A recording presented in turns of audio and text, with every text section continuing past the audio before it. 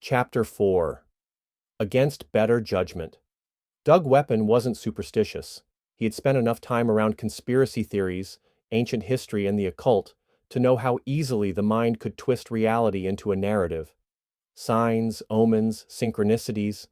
People saw what they wanted to see.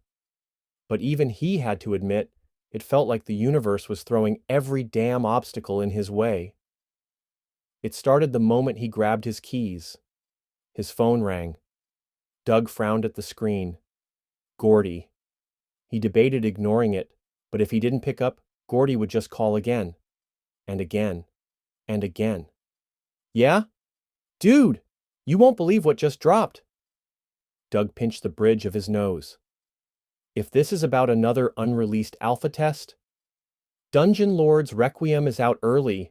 I'm already installing it, man. We gotta... I'm busy, Gordy. A pause. Busy? On your day off? Doug hesitated. Just tell him. Just say, I'm going to the bookstore to give Miranda an old tome about ancient gods because I can't stop thinking about it.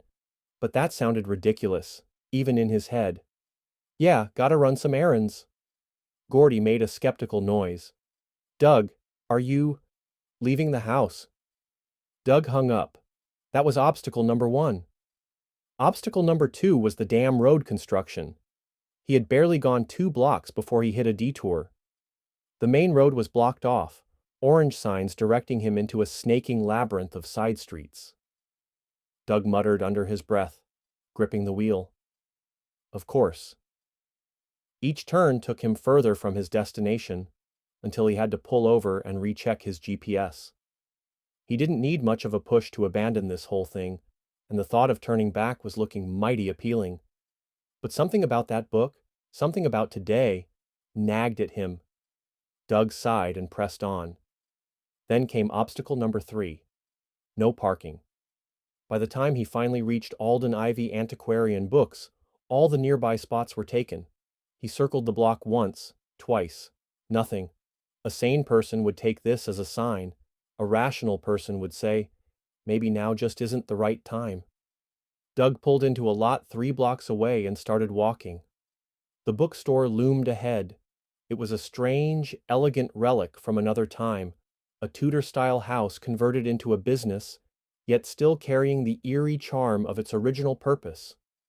Dark timber beams cut sharp angles against the weathered white plaster. The roof, steep and shingled, seemed to bow under the weight of centuries. Its windows were narrow and leaded, their panes warped with age. A carved wooden sign hung above the door, its lettering in a deep curling script. Alden Ivy Antiquarian Books. It had the air of something that had been forgotten, only to stubbornly persist. Doug stood at the threshold, gripping the book under his arm. This was it. No turning back now.